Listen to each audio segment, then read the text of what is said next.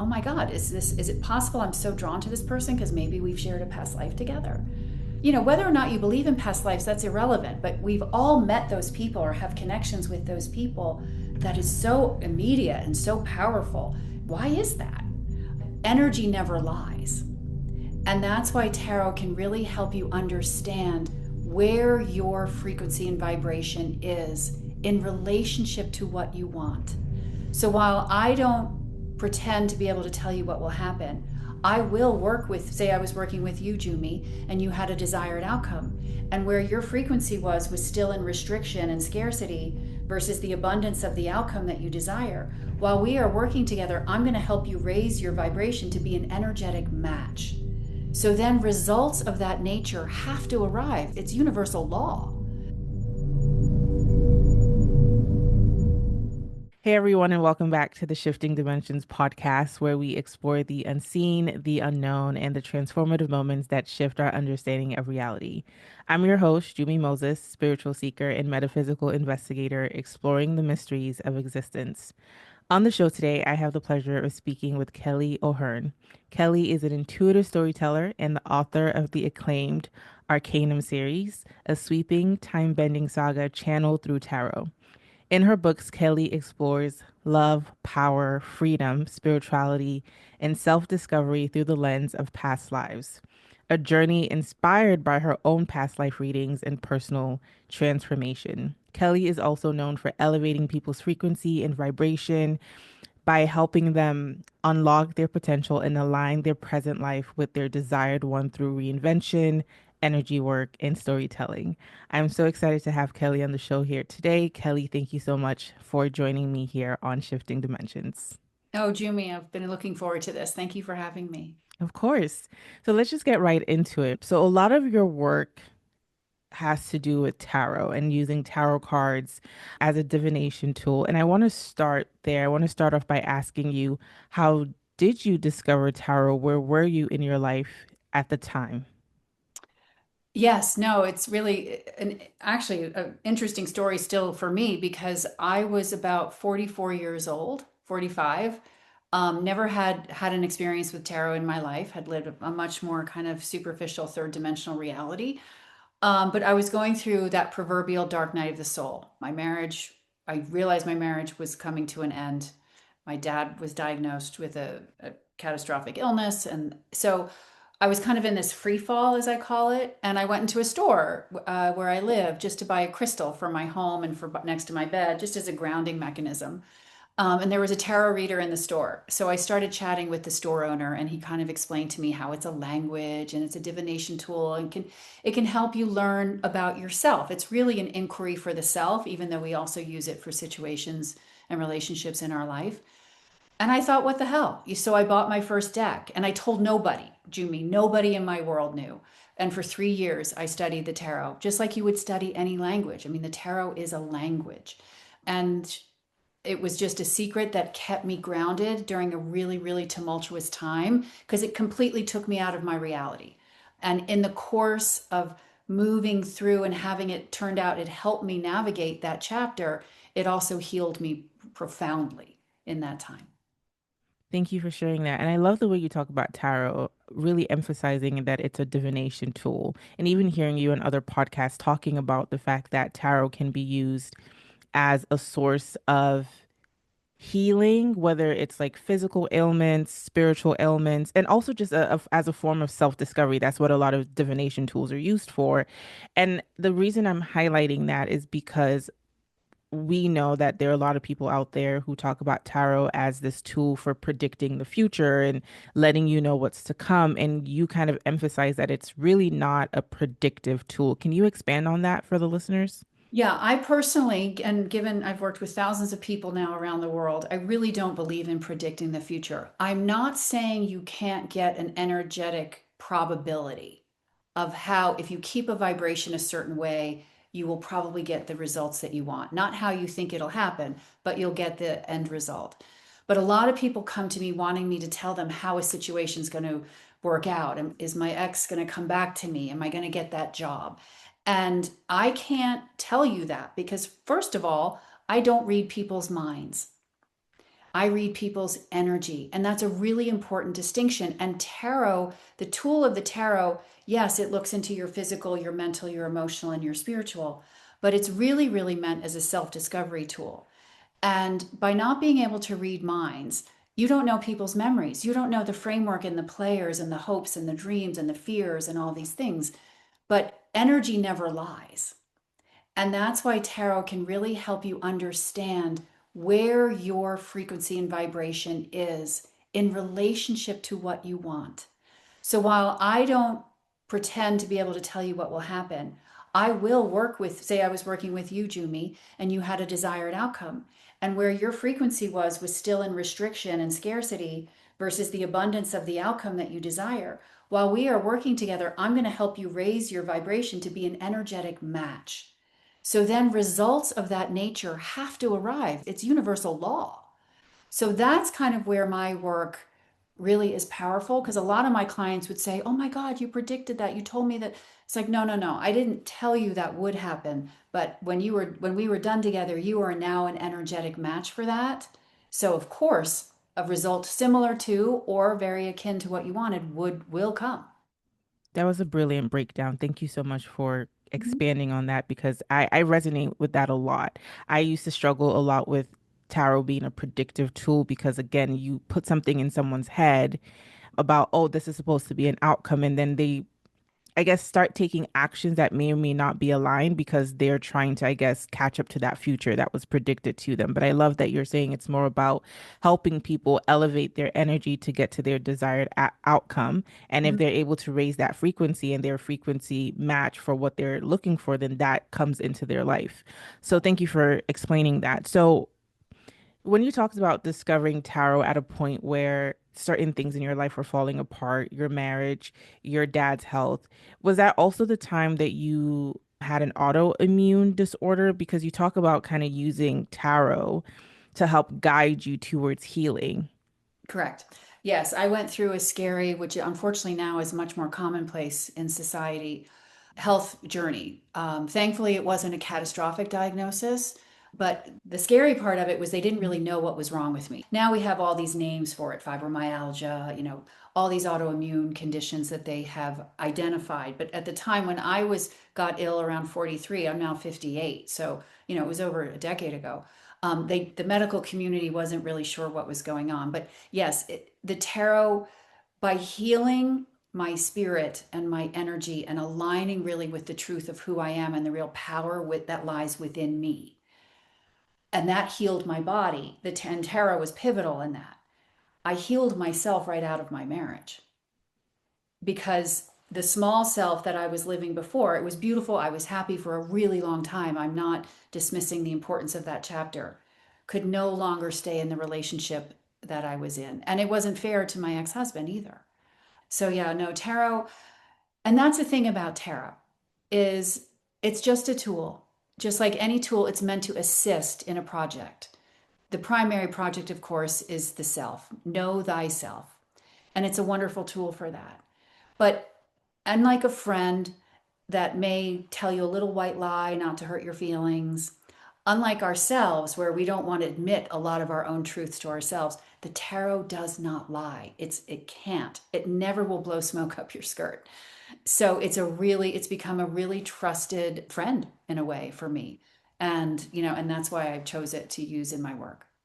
So it almost seems like tarot forced you to look at yourself because what you said was so interesting about the tarot basically kind of showed you, in essence, where you were playing small and not, I guess, following your authentic blueprint. And what I find fascinating about what you said, what my brain is picking up, like the threads that are running through my mind, it's whenever I talk to someone who had an autoimmune disorder that they were able to reverse, the common theme has to do with them playing small in their life, them not honoring themselves. So it feels like an energetic blockage that then manifests somewhat as an autoimmune disorder. I'm not saying that's the only cause.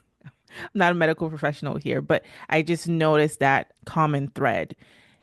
You also talk about the fact that a lot of people are dealing with ghost autoimmune disorders.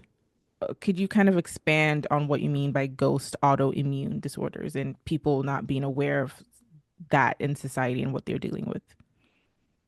Okay, so it is my opinion, and I don't hold it alone, that there's many people that there is like a sinister trend going on in health and wellness. And I do feel it's because so many people are really out of alignment with their true self.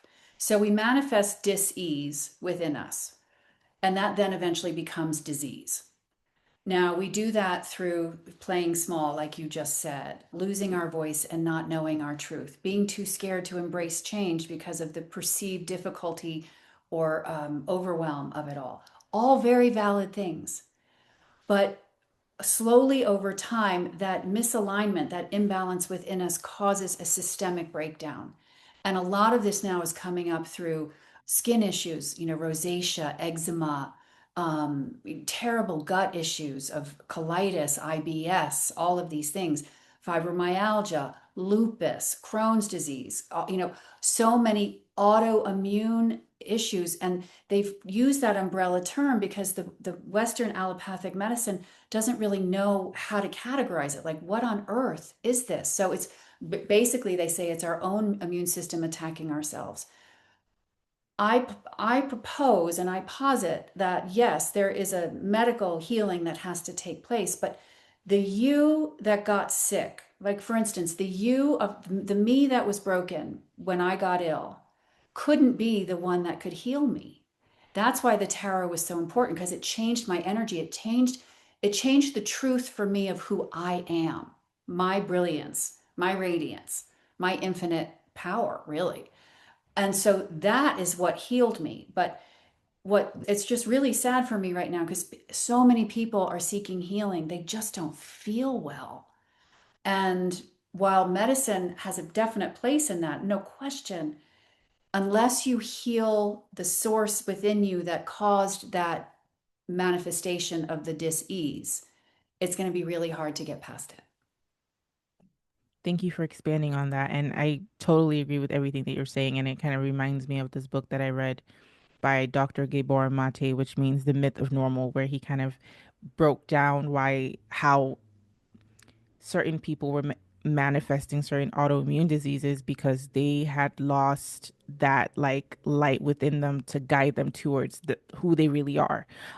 So thank you for breaking that down. So I want to switch gears a little bit and talk about past lives because I was very intrigued by your work using tarot to I guess channel or get access to past lives, especially your past lives. I haven't heard anyone else do that. I don't know if you're a pioneer in that, but I have not heard anyone else do that. So, how did you discover your past lives? What made you look into that? And how did you realize that you could use tarot to channel those past lives? Let's start by answering the first question of how I discovered my past lives. So, I discover the tarot in my life. I study it and I study it for 3 to 3.5 years without telling anybody. And then I finally come out of what I call the tarot closet. And I tell friends and family that I am a tarot card reader. But it was only for myself. Well, of course, everybody wants a reading, right? And so this all grows and grows and grows. And then they tell two friends and they tell two friends. And I realize that I have the opportunity here to probably form a business if I choose, because my background is business. I grew up in a very business oriented world. And so I realized that there's an opportunity to make a business. But I didn't know how to frame an energetic business of what you're doing. Like, you have a business with energy of self exploration, and it's such a service to the world. So I dipped my toe into every modality. I hired a psychic and I had a psychic reading. I hired an astrologer and I had my chart read. Well, one of the things I did was I had a past life regression. And in this past life regression, this beautiful woman shared with me where this most recent karmic cycle that my soul is in, that hopefully is concluding in this lifetime. So fast forward to 2020, and I realized with all the time I had on my hands that I wanted to use my cards to investigate what were these past lives, this cycle that I'm in right now that she told me about. Because my past life regression was in 2017.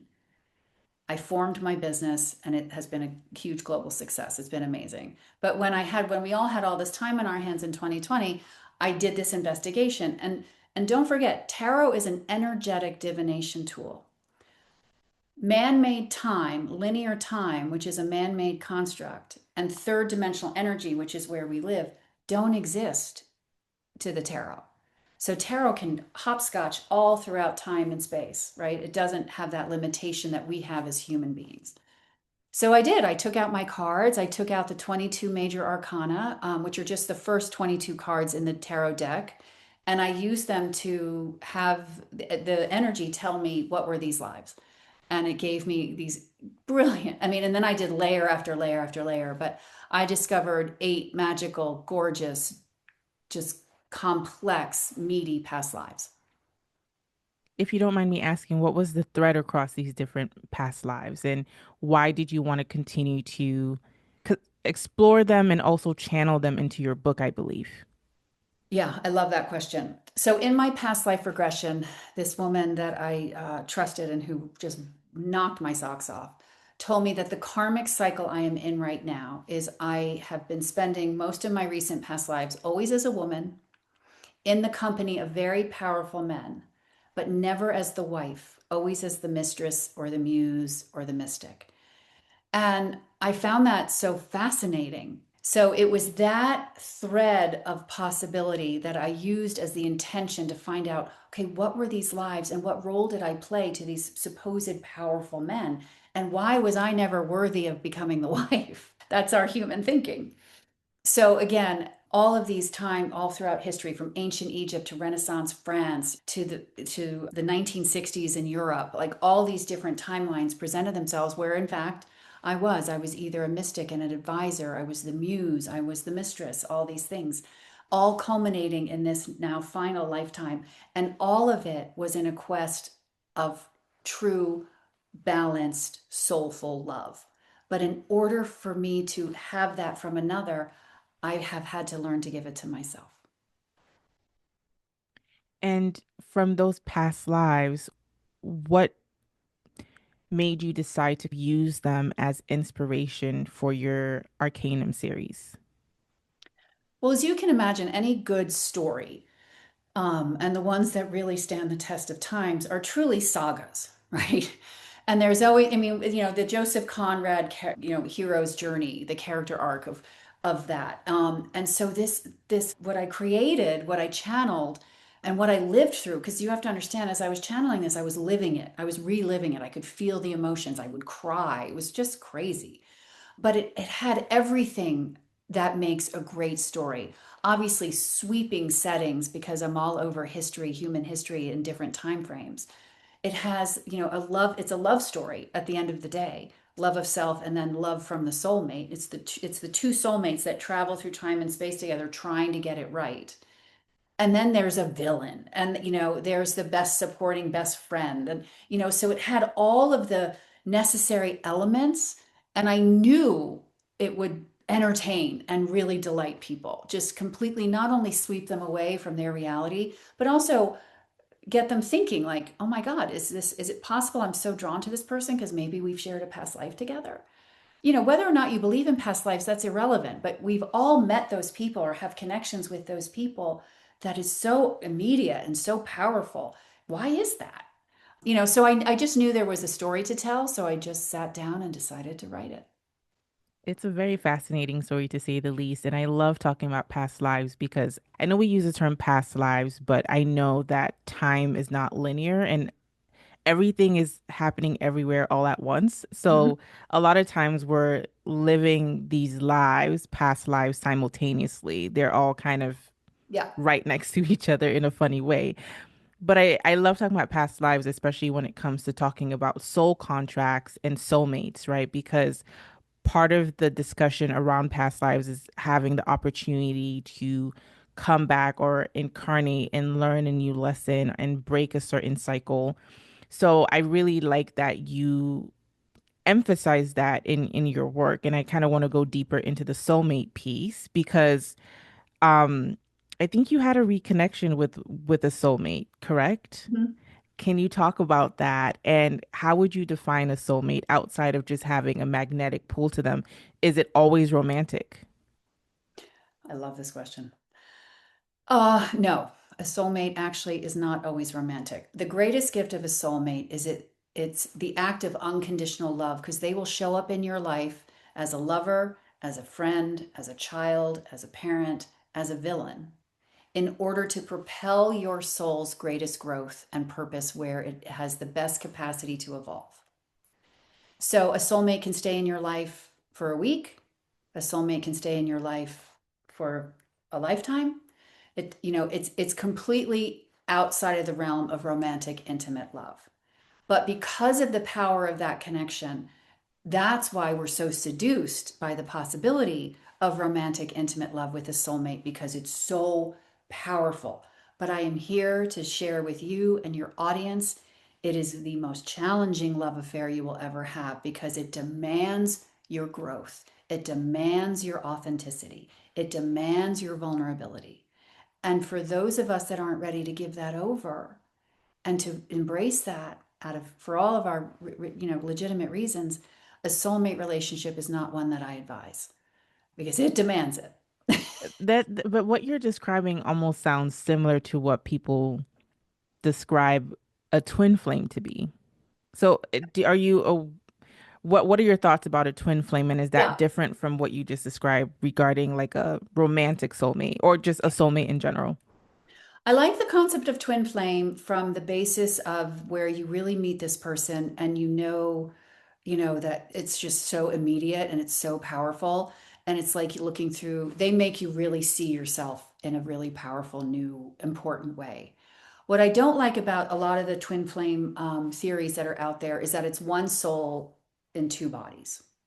I don't prescribe to that personally. Do I know for sure? Absolutely not. I will not know until I transition back into the field. But my soul is my soul. And I have yet, even though I know who my twin flame is, I know their resonance and it's not the same as my resonance. But a twin flame will be most likely your greatest challenge in life. Very rarely do twin flames actually end up together in a unified, cohesive relationship. But that's the blessing of a twin flame is they're like propellant in an engine. They will push you, they will challenge you, and you will learn more about yourself and your capacity and your resilience and your strength and your beauty. And it will open your heart. It will wrench it open. But as you heal, my God, you will just have such gratitude for that twin flame. Absolutely. And I've also heard that twin flames are rare. So not everyone is going to experience a twin flame. Everyone experiences soulmates, but I Mhm. heard that twin flames are so energetically charged and they propel you, and it's everyone doesn't have a twin flame. Now, I don't know. I'm still trying to grasp the whole twin flame Mhm. concept versus like a karmic relationship. Mhm. And a soulmate relationship, which I guess sometimes they all overlap with each other. I think as humans, we try to put things in boxes because we're trying to understand fully each Right. concept. But so going back to soulmates and soul contracts and past lives, so do people come to you for past life readings through tarot, and how do you work with them? Do you have to tap into the Akashic records, or are you able to kind of pick up their past lives strictly from the cards?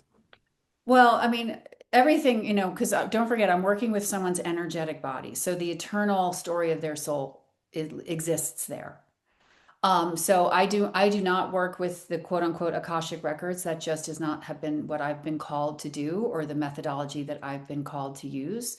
But our past lives live in ourselves. It lives in this physical vessel in this incarnation. That's why we have some automatic that we're like, why do I have that reaction? That's probably from a previous life.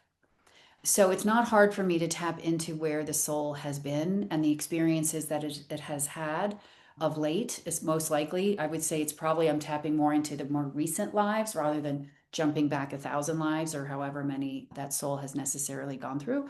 But yeah, it's very easy for me. Probably because I started with doing my own. So I know what it feels like and I know what to look for. Because channeling past lives is very different than channeling the present resonance of a person's current incarnation. So it has a different feeling for me while doing it. Okay. Why do you think a lot of people, I've heard a lot of people say that they've had past life readings and they're Cleopatra or someone really well known and famous in history. And it's like, can 100 different people or hundreds of different people all be Cleopatra? Is that possible?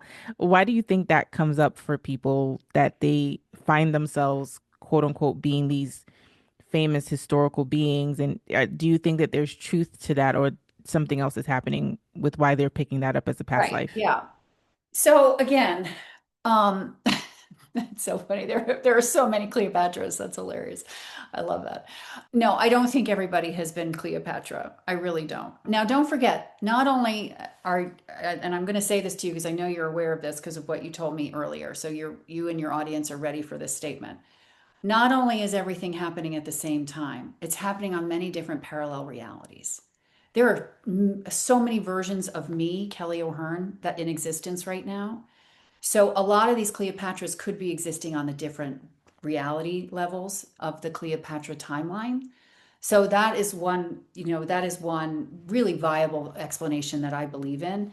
But also, whenever you're channeling a past life and doing a past life regression, there are those that, I mean, really, really can get super specific. There are some excellent past life regressionists out there that I like, the woman that I use that I really love. So I trust that when she says, "Oh, you were Cleopatra," that the client, she's like, "I wasn't Cleopatra," but that her client was Cleopatra. But it's also a resonance. A historical figure like Cleopatra is going to have a certain frequency of power, of self-awareness, of, all of these things. And of course, a timeline of ancient Egypt does come through with a very specific energy.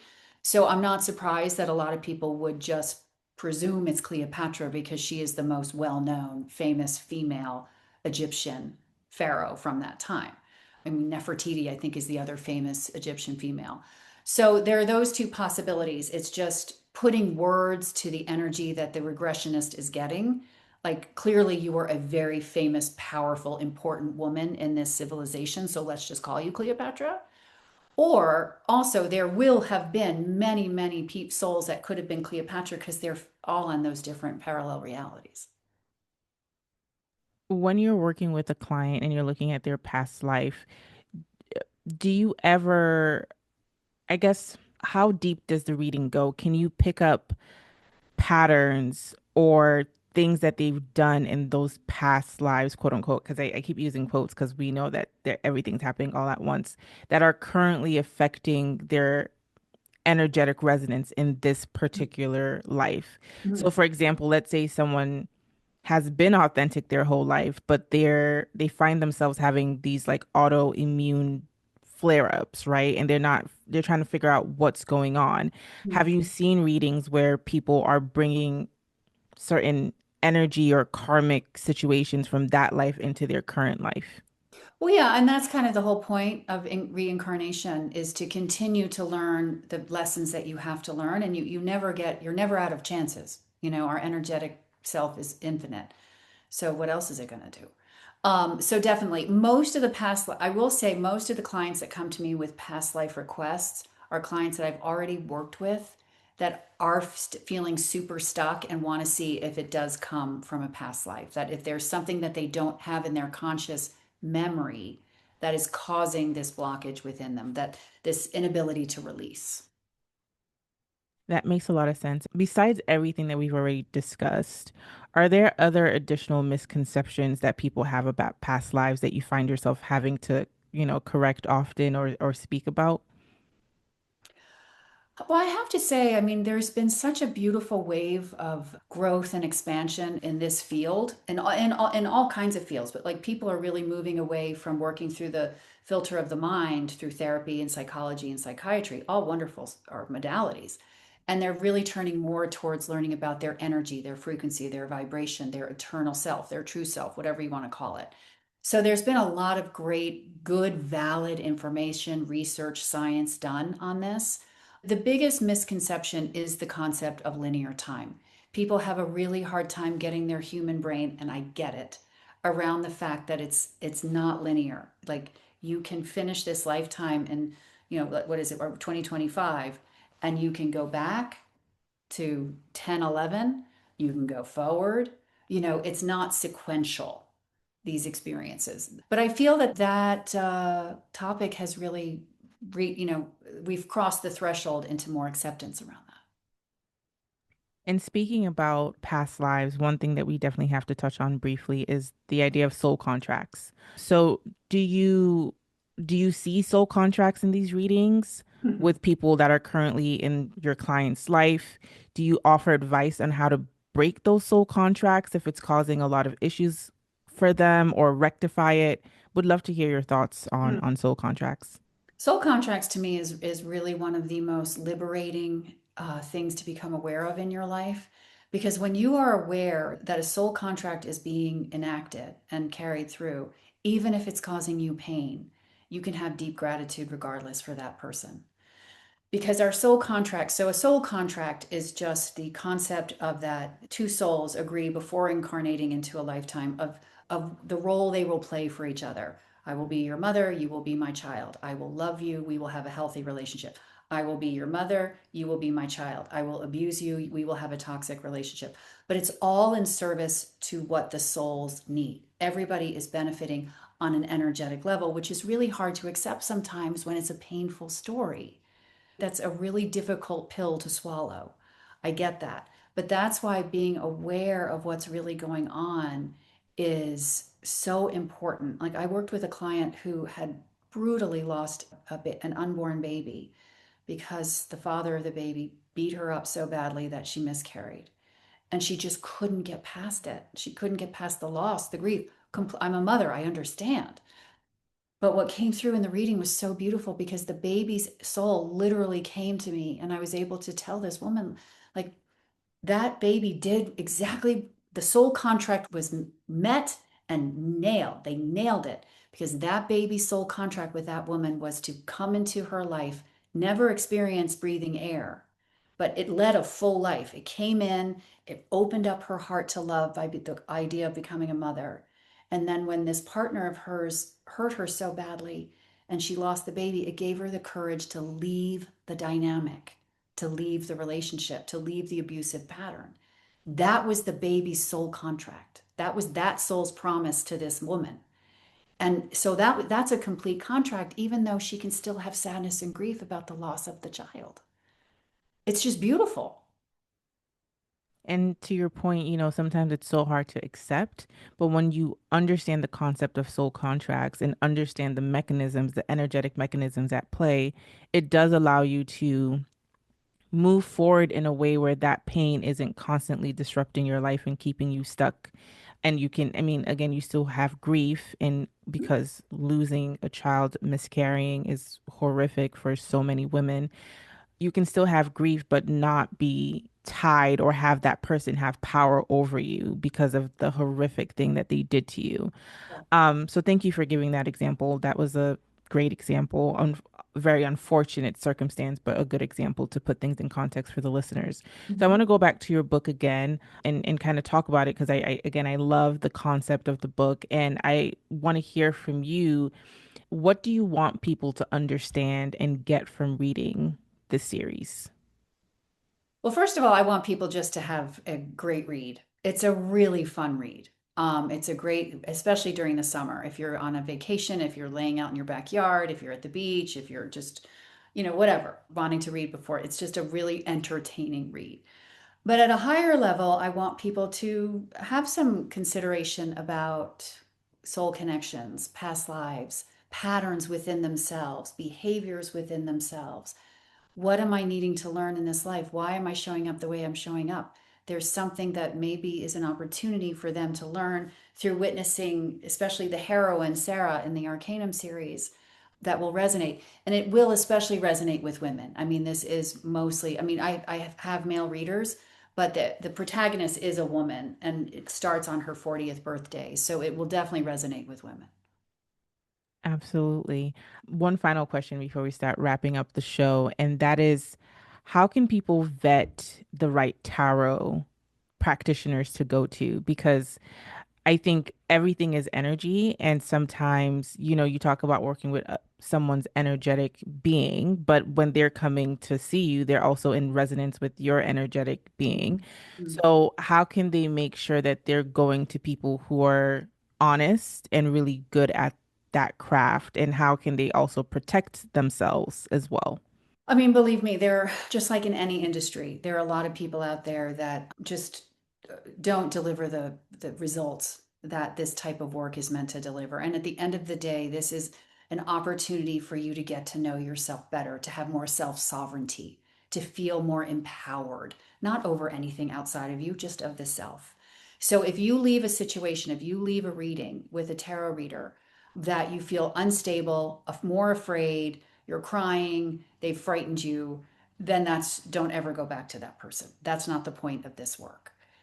I can deliver really, and there are hundreds of us that can deliver difficult messages, difficult truths with such compassion that it breaks open something inside of you that allows you to accept that about yourself with grace. That's freedom. So it's really a matter of mostly, I would say, work with referrals. Really try to not only go to people that you know, people who have had an experience with, because they can, I mean, that's the best, like I don't advertise my tarot work. My books and all of that are online, but I'm only available through word of mouth. You only hear about me if you know someone that's worked with me. And that's what I feel is the best way to find a good practitioner in any astrology, whatever field you're looking into. Tarot isn't for everybody, I know that. But it's really through word of mouth because there's so many good ones. Thank you so much, Kelly. That was great. Very insightful and fascinating conversation. Again, you're the first person I've heard that's able to channel past lives and get access to past lives using tarot cards. Or I mean, again, I've never seen or heard anyone kind of merge the two because usually people talk about using the Akashic record. So this was a very fascinating conversation. So I really appreciate your time. I have to ask you, have you shifted in perspective on anything recently? And I ask this question to all of my guests because I think we're constantly shifting. So would love to hear any insights that you have. Yeah, the timing of this is amazing, and I'm happy to share this because regardless of how, don't forget, we're never done. We're always underway. And regardless of all the growth and the beauty that I have experienced and that I embody every day, I still have, I've still got layers to work through. And I recently shifted and I discovered this layer within me that I never have seen before. And it was based in shame. It was a narrative of shame that had been quietly driving the bus of my life. And it was such an incredible, I mean, difficult. I had tears and I was like, oh my God. But to unearth it and to become consciously aware of it and to shift into the embracing of it and welcoming it in a new way in my life has changed so much so fast. The things that have manifested since shifting into this awareness and welcoming it has been amazing. So, yeah, I've had a profound shift. Thank you for sharing that. I'm glad that this was like perfect timing for that. Where can people find you if they want to purchase Arcanum or learn more about you or work with you? If they listen to this episode and they're like, wow, I would love to get a reading from Kelly, where can they find you? Absolutely. So, I have a website for the books, Arcanum, the series. And on that website, you can get direct links to Amazon. You can buy the books on Amazon just by looking up Arcanum Kelly O'Hearn. You can book readings through the website, arcanumtheseries.com. I'm also on Instagram and TikTok under Kelly O'Hearn Author. And there are direct links to buy the books as well as to contact me there. And on Facebook, it's under the name Arcanum. So those all have access points to reach me, and I'm very good at replying. That's awesome. I'm going to leave the links in the show notes. Thank you so much, Kelly, Thank for you. stopping by Shifting Dimensions. It's been a pleasure to have you on the show. I really enjoyed our conversation. This was amazing. This was amazing. I cannot thank you enough.